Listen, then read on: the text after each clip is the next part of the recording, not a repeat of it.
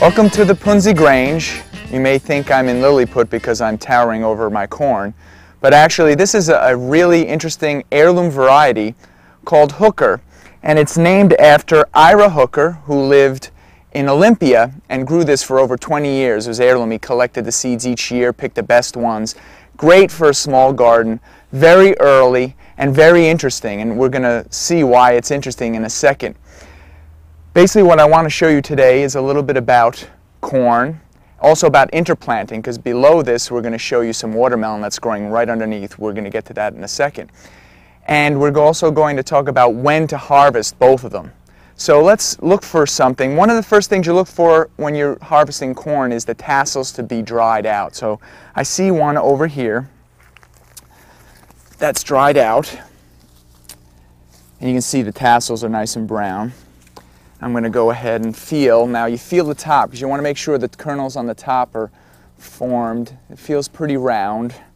So we'll check and see how well this is doing. Get in here with my pruners. There we go. Now, let's see. Open this up. Oh yeah.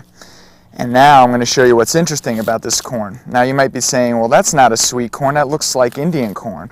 Well, Hooker is it is a sweet corn, but as it matures, it turns from yellow and kind of this off-white, and it starts to turn blue.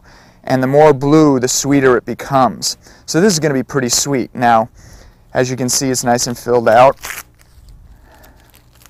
Nice little corn, ready to eat.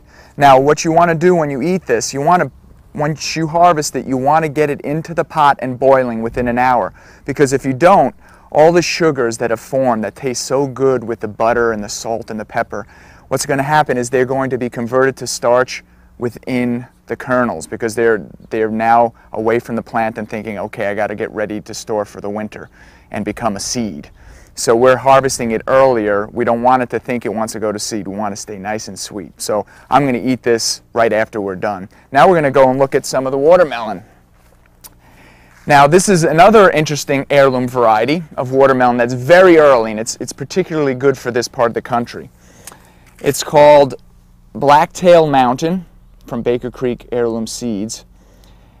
And Seeds of Change was where the corn was from. I didn't mention that earlier. Now we can see I already have a small one.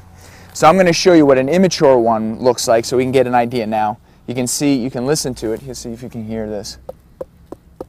Has a kind of a high pingy kind of noise. And then you also want to look at the tendrils that are closest to where it connects. And the tendrils are still green, which means, and from the size I know it's not ready, but now we're going to look at one that's just about ready. I'm going to go in here, and here we have a nice watermelon. Now, if we look at the tendril, just starting to brown. Not fully brown, but the tips of the one side is starting to brown. So we're getting really close. Now we'll try and get a sound. A little more of a thud sound. And the other thing you're going to look for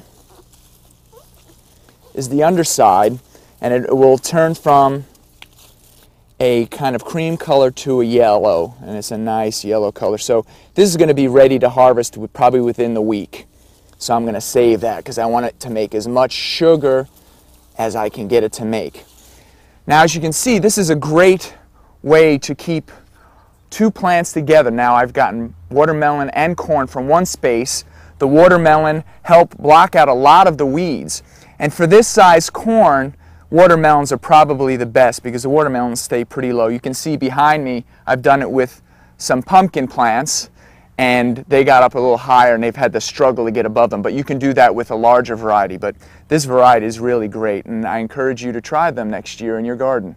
Till next time, this is Peter Punzi. Live long and garden.